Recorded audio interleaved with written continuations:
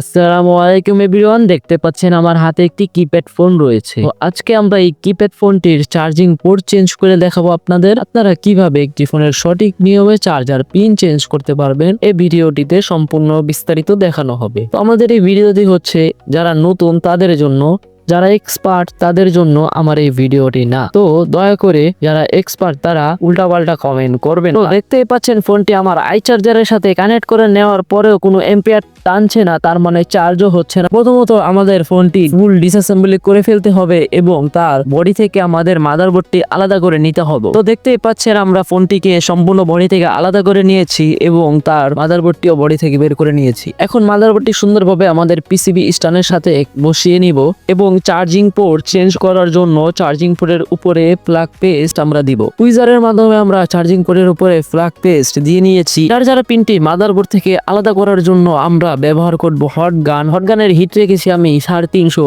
এবং এয়ার রেখেছি 40 এবং দেখতে পাচ্ছেন খুবই সুন্দরভাবে হট গান এবং কুইজার দিয়ে আমি মাদারবোর্ড থেকে পিনটি আলাদা করে নিয়েছি। পিনটি আলাদা করার কারণে আমাদের মাদারবোর্ডটি থেকে একটা পিন তো উঠে নাই, একটা লাইনও ছিঁড়ে যায় নাই। পিনটি আলাদা করে নেওয়ার পর আমরা রিসোল্ডারিং উইক ব্যবহার করব। এখানে রিসোল্ডারিং উইক ব্যবহার করে আমরা আগের যে লিডগুলো ছিল সেগুলো ক্লিয়ার করে মাদারবোর্ডটা ক্লিন করে এবং পুনরায় প্লাগ পেস্ট এবং লিড ধরিয়ে নিলাম মাদারবোর্ডটিতে। লিড এবং প্লাগ পেস্ট দেওয়ার পর দেখতে পাচ্ছেন জায়গাটি কত সুন্দর হয়ে গিয়েছে। এখন এখানে খুবই সুন্দরভাবে একটি চার্জার পিন বসানো যাবে। এখন আমাদের এখানে যে চার্জার পিনটি বসবে সেটি আমরা নিয়ে নিয়েছি এবং চার্জার পিনটিতেও একটু লিড ধরিয়ে নিলাম যাতে খুবই সুন্দরভাবে মাদারবোর্ডের সাথে শক্তভাবে কানেক্ট হয়ে থাকে এবং কাস্টমারও দীর্ঘদিন ইউজ করতে পারে।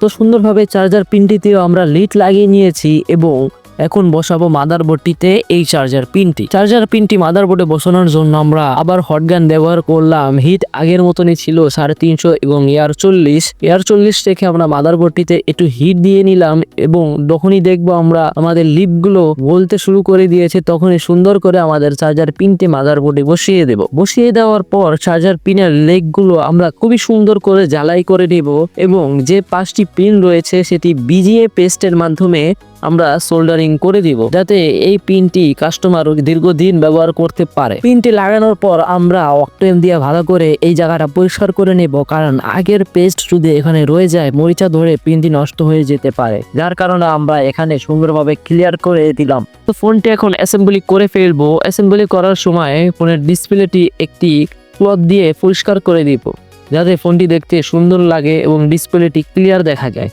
তো দেখতে পাচ্ছেন আমাদের ফোনটি খুবই সুন্দরভাবে চার্জ নিচ্ছে।